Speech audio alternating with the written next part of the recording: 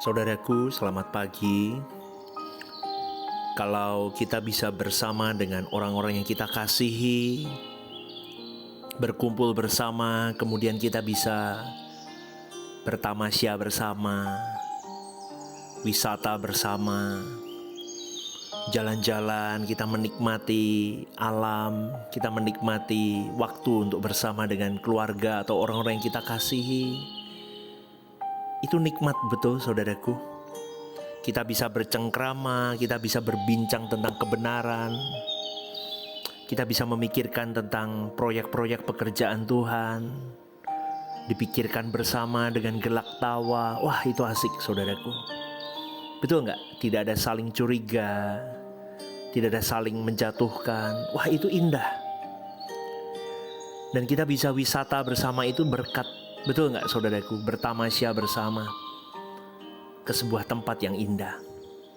Tapi percaya nggak, saudaraku, ketika kita belajar kebenaran, kita merajut cinta kepada Tuhan, atau mungkin di gereja lokal Anda dididik, diajar untuk terus berjuang hidup dalam kekudusan, berjuang hidup tepat di pemandangan Allah, kita sebetulnya sedang diajak untuk berkemas-kemas, untuk kita suatu hari tamasya ke tempat abadi, yaitu di langit baru, bumi baru.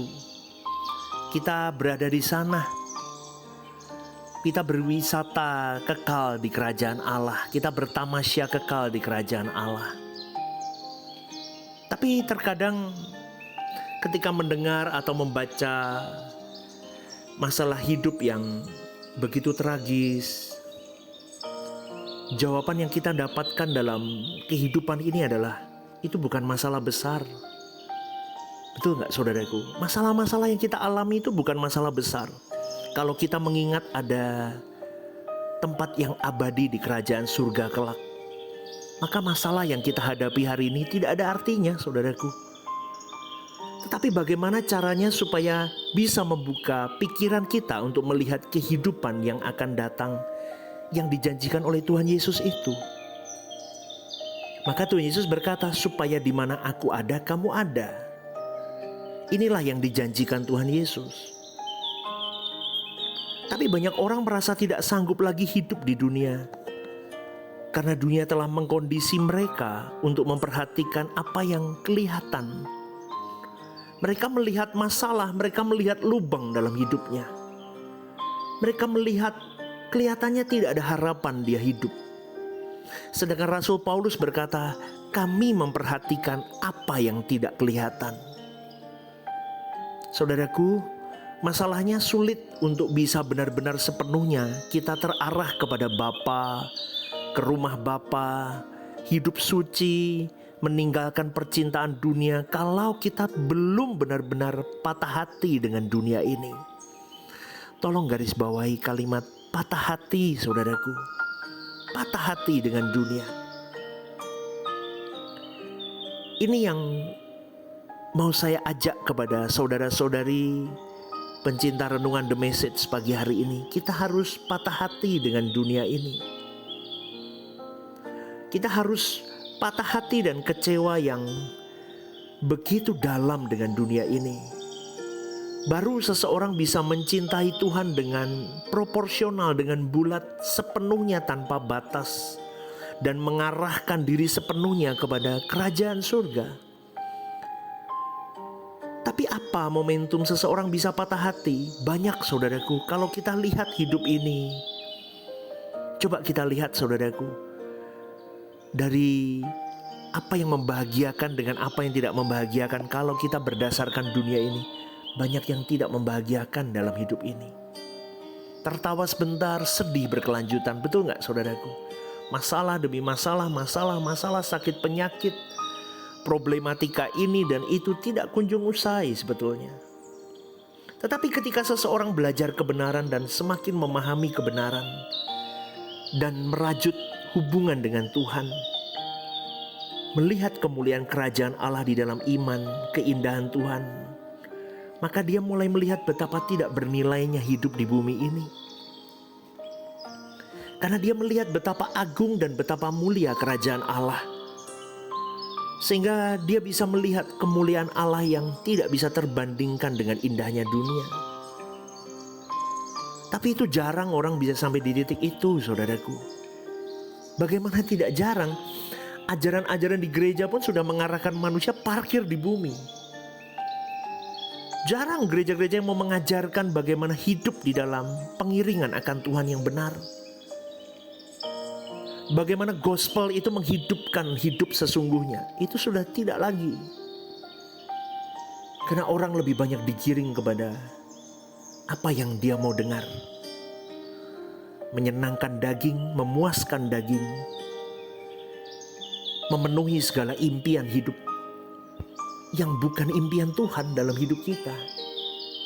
Tapi itulah kenyataan di dalam kekristenan hari ini, saudaraku. Maka sulit dan sangat jarang. Tetapi saya rindu pagi hari ini, siapapun yang mendengar renungan ini,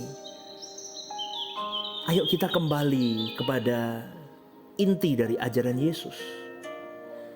Kita mau menghidupkan ajaran itu. Jadi melalui kebenaran-kebenaran firman yang kita pelajari, Injil Yesus itu akan mencelikkan mata hati kita untuk melihat kemuliaan Allah. Indahnya seperti Yesus bersekutu dengan Bapanya. Sama, saudaraku. Kau dan saya harus melihat keindahan persekutuan kita dengan Bapa. Maka mata iman kita akan dibuka melihat kerajaan surga. Kita akan melihat tragisnya hidup ini. Kita akan melihat tidak bernilainya hidup ini. Kita bisa kecewa terhadap dunia. Coba kau mau andalkan siapa di bumi ini kecuali Tuhan? Orang terdekatmu pun berpotensi melukaimu. Orang yang paling kau cintai pun berpotensi menusukmu dan melukaimu, saudaraku. Maka dari itu saya mau katakan, semakin kau tajam bersekutu dengan Tuhan, semakin kau tahu bahwa dunia ini bisa mengecewakan. Ditambah lagi dengan jika kita melihat keadaan orang-orang di sekitar kita, keadaan diri kita yang banyak bermasalah, yang tidak ada kenyamanan, membuat kita patah hati dengan dunia ini, saudaraku. Belum lagi kita melihat pengalaman-pengalaman pahit yang kita alami.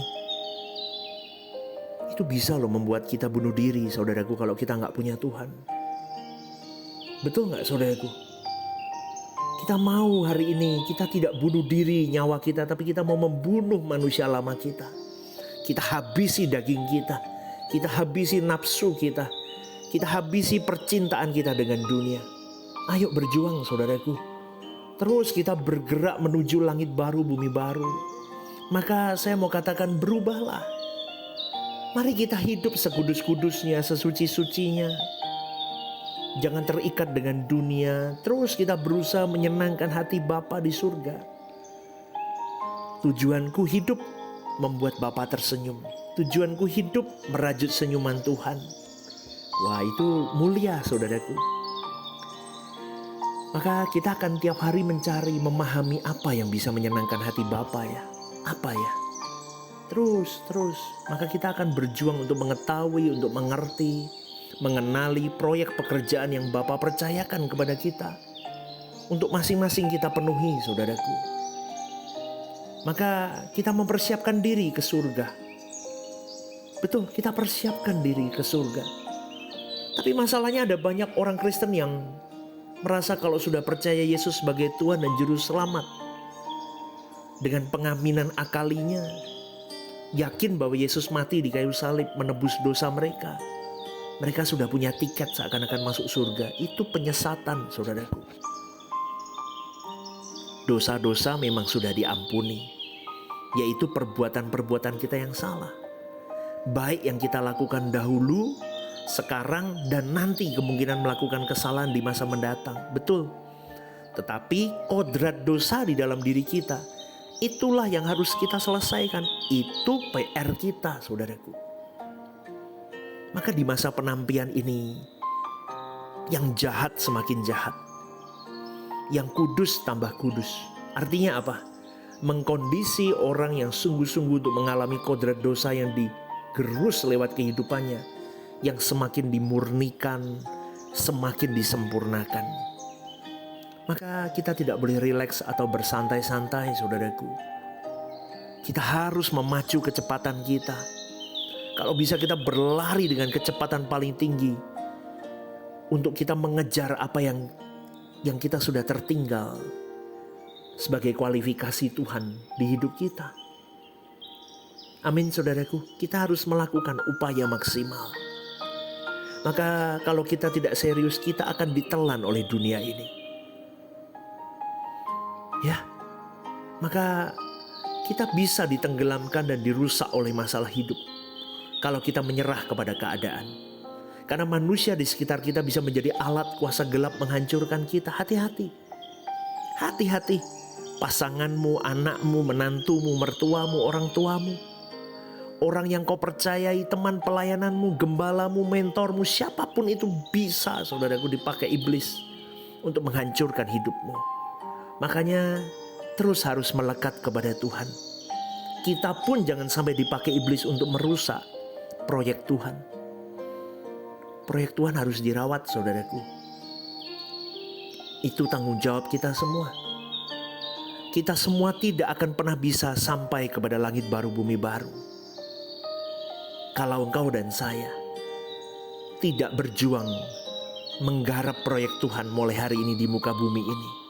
Karena hanya orang-orang yang terbiasa menggarap proyek Tuhan di bumi ini baru bisa menggarap proyek Tuhan di kekekalan. Jadi sekali lagi, saudaraku, saya ingatkan, hiduplah benar.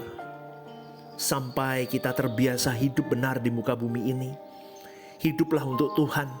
Garap proyek Tuhan dalam hidupmu, di tempat ini, di bumi ini, sampai suatu hari kita reuni di tempat abadi di langit baru, bumi baru, dengan kebiasaan yang sudah kita lakukan sejak kita hidup di bumi ini. Selamat pagi, saudaraku. Tuhan memberkati. God bless you.